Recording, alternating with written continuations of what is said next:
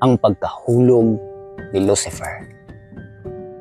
Isang magandang araw po sa ating lahat.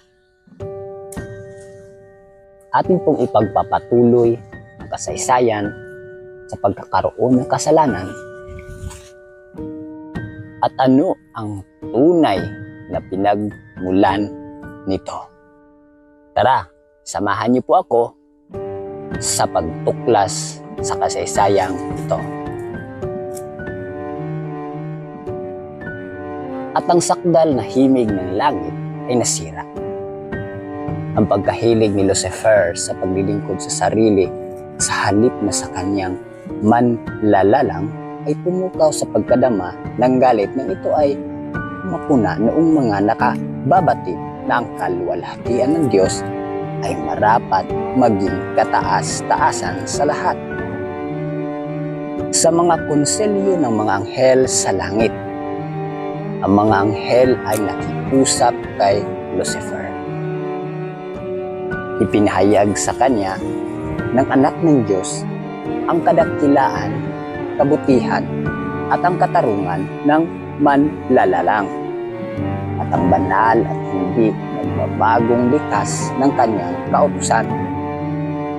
Ang Diyos mismo ang nagtatag ng kaayusan sa langit at sa paghiwalay doon, nilalapastangan ni Lucifer ang lumikha sa kanya at naghahatid ng pagkapahamak sa kanyang sarili.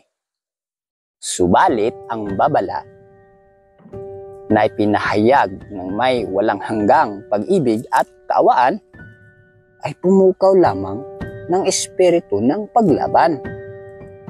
Pinairal ni Lucifer ang kanyang pagkainggit kay Kristo. At iyon ay lalo pang tumindi. Ang paghamak sa kataasan ng anak ng Diyos, pagtanggi sa karunungan at pag-ibig ng manlalalang, ang layunin ng prinsimeng ito ng mga anghel. Para sa layuning ito, siya nagkahilig upang gamitin ang mga kakayanan ng ganoong kaisipan na bagaman sunod kay Kristo ay kauna-unahan sa buong hukbo ng Diyos. Subalit, siya na nagnanais ng kalooban ng kanyang mga nilikha ay maging malaya, ay hindi ipinahintulot na hindi maingatan ang bawat isa mula sa manlilimlang na sa pamamagitan ng isang rebelyon ay sisikaping pangatwiran ang sarili. Bago simula ng dakilang paligsahan, ang lahat ay kinakailangan magkaroon ng maliwanag na pagpapahayag ng kanyang kalooban.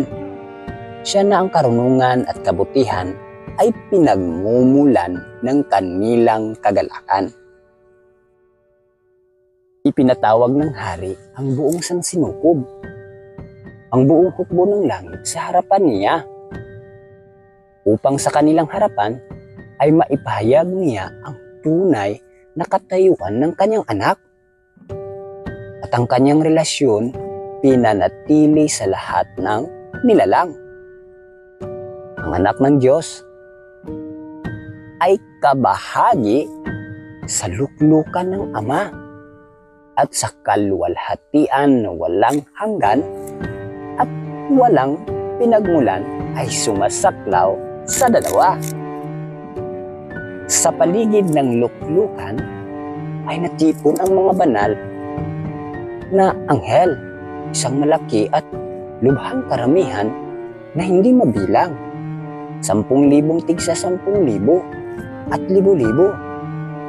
Ayon sa Apokalipsis, Kapitulo 5, talata 11, ang pinakamatataas sa mga anghel bilang mga lingkod ng Diyos nagagalak sa liwanag na sumisikat sa kanila mula sa harapan ng Diyos. Sa harap ng mga natipong nanirahan sa langit, inihayag ng hari na walang iba liban kay Kristo, ang bugtong na anak ng Diyos, ang ganap na makakapasok sa kanyang mga layunin. At sa kanya, pinagkaloob ang pagsasakatuparan ng makapangyarihang payo ng kanyang kalooban. Isinagawa ng anak ng Diyos ang kalooban ng Ama sa paglalang sa buong hukbo ng langit. At sa kanya, ganon din sa Diyos, nararapat ipagkaloob ang kanilang pagkilala at pagsunod. Kanino? Kang Kristo. Si Kristo ay gagamit pa rin ng banal na kapangyarihan sa paglalang sa sanlibutan at sa mga maninirahan doon. Subalit sa lahat ng mga ito, ay hindi niya hahanapin ang kapangyarihan o ang pagpaparangal sa sarili hiwalay sa panukala ng Diyos. Sa halip, ay itatanyag ang kaluwalhatian ng Ama at isa sa katuparan ang kanyang mga layunin ng pagpapala at pagmamahal. Masayang kinikilala ng mga anghel ang kataasan ni Kristo at yumuyuko sa harapan niya ay ibinuhos ang kanilang pagmamahal at pagsamba. Si Lucifer ay yumuyukong kasama nila. Subalit, sa kanyang puso ay may di pangkaraniwang matinding labanan. Katotohanan, katarungan at katapatan ay nagkikipagpunyagi laban sa inggit at paninibugho. Sa ilang sandali ay tila nadala siya na impluwensya ng mga banal na anghel. Samantalang mga awit ng pagpuri ay inailang lang, mga magkakatugmang himig, inihayag na may libu-libong tinig na masasaya. Ang espiritu ng kasamaan ay tila napuksa. Di mabigkas na pag-ibig ang nadama ng kanyang buong katawan. Ang kanyang kaluluwa ay umawit din, kasama ng mga di nagkasalang sumasamba sa pag-ibig sa Ama at sa Anak. Subalit, muli siyang napuspos ng pagmamalaki sa sarili niyang kaluwalhatian. Nanumbalik ang pagnanasa niya sa pagiging mataas sa lahat at ang pagkainggit kay Kristo ay muling hinarap. Ang matataas na pagpaparangal kay Lucifer ay hindi kinilalang kaloob ng Diyos, kaya't hindi naging sanhi ng pagpapasalamat sa kanyang manlalalang. Siya ay lumuwalhati sa kanyang miming at karangalan at magliking maging kapantay ng Diyos. Siya ay minahal at iginalang ng hukbo ng langit. Kinagagalak ng mga anghel ni sa katuparan ang kanyang mga utos.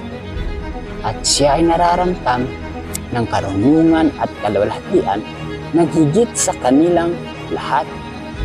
Subalit, anak ng Diyos ay nakatataas sa kanya bilang kaisa sa kapangyarihan at kapamahalaan ng Ama. Siya ay kabilang sa konsilyo ng Ama. Subalit, si Lucifer ay hindi nakakapasok ng ganon sa mga layunin ng Diyos. Bakit? Ang tanong ng makapangyarihang anghel na ito. Bakit kinakailangan si Kristo ay magkaroon ng ganoong kataasan? Bakit siya pinararangalan na higit kay Lucifer? Sa kasaysayan pong ito ay nakikita po natin na talagang sobra ang inggit ni Lucifer kang Kristo. Lalo-lalo na nang ipinahayag ng Ama kung ano ang katungkulan ng kanyang nag-iisang anak. At dahil po sa pagpapahayag na yon, ay naninibugho si Lucifer. Para sa kanya, hindi makatarungan ang pagpapataas kang Kristo na siya ay dapat din maging kapantay sa kanila dalawa. Bilang isang nilalang, nangarap na maging isa sa mga manlalalang. Kaya nawa, sa araw po ito, meron na naman tayong bagong natuklasan at atin pong itong ipagpapatuloy sa susunod na ating pong pag-aaral. kapayapaan nawa sa mga kapatid at pag-ibig na may pananampalataya mula sa Diyos, Ama at sa Panginoong Hesus Kristo. Isang magandang araw po muli sa ating lahat.